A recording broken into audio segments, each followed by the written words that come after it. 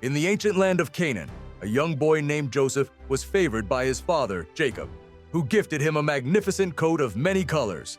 This beautiful garment, a symbol of his father's deep affection, ignited a fire of envy in the hearts of his 10 older brothers. They watched from a distance, their resentment growing with each passing day, as Joseph, innocent and bright-eyed, shared dreams of his family one day bowing down to him.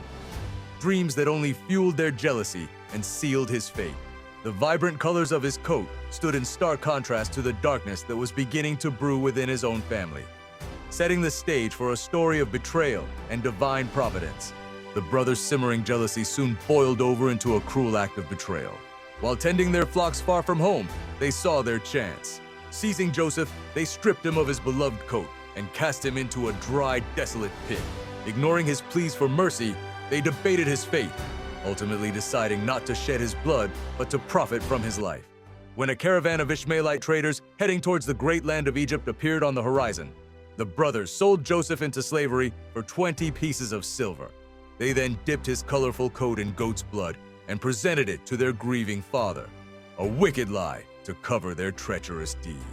Joseph's journey led him to Egypt, a land of strange gods and towering pyramids, where he was sold as a slave to Potiphar, the captain of Pharaoh's guard. Despite his grim circumstances, Joseph's spirit was not broken. He served his master with integrity and excellence, and the Lord blessed everything he did, causing him to rise in Potiphar's household. However, his righteousness was tested when Potiphar's wife made advances toward him. When he refused her, she falsely accused him, and Joseph was unjustly thrown into the royal prison. Even in the darkness of the dungeon, his faith did not waver. He continued to trust in God, who remained with him, granting him favor with the prison warden. Years passed, and Joseph's gift for interpreting dreams, first seen in his youth, would become his path to freedom. Pharaoh, the mighty ruler of Egypt, was plagued by 2 troubling dreams, one of 7 fat cows devoured by 7 lean ones, and another of 7 healthy heads of grain consumed by 7 thin ones. None of his magicians or wise men could decipher their meaning. It was then that Pharaoh's cupbearer remembered the Hebrew prisoner who had correctly interpreted his own dream. Joseph was summoned from the dungeon and, giving all credit to God, explained that the dreams foretold 7 years of great abundance, followed by 7 years of devastating famine. Impressed by his wisdom and the Spirit of God within him, Pharaoh appointed Joseph as his second in command, tasking him with preparing the entire nation for the coming crisis.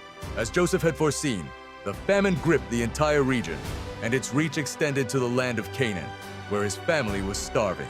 Hearing there was grain in Egypt, Jacob sent his 10 sons to buy food. They traveled to the great nation and came before the powerful Egyptian governor to plead for sustenance, bowing low before him.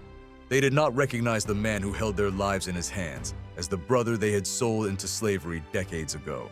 Joseph, however, knew them instantly. He chose not to reveal himself immediately, instead devising a series of tests to gauge whether their hearts had changed, to see if the cruelty and jealousy that had once defined them had given way to remorse and genuine care for one another. After seeing their repentance and their love for their youngest brother, Benjamin, Joseph could no longer contain his emotions. He sent his attendants away and, weeping loudly, revealed his true identity. His brothers stood frozen in fear and disbelief, but Joseph's heart was filled not with vengeance, but with profound grace. He reassured them, "Do not be distressed, and do not be angry with yourselves for selling me here, because it was to save lives that God sent me ahead of you." He explained that their evil act had been woven into a divine tapestry of redemption. What they had intended for harm, God had used for immense good, positioning him to save his family and countless others from starvation. This powerful act of forgiveness brought the family back together, and they were all blessed in the land of Egypt, a testament to God's sovereign plan to bring good out of the darkest of human actions.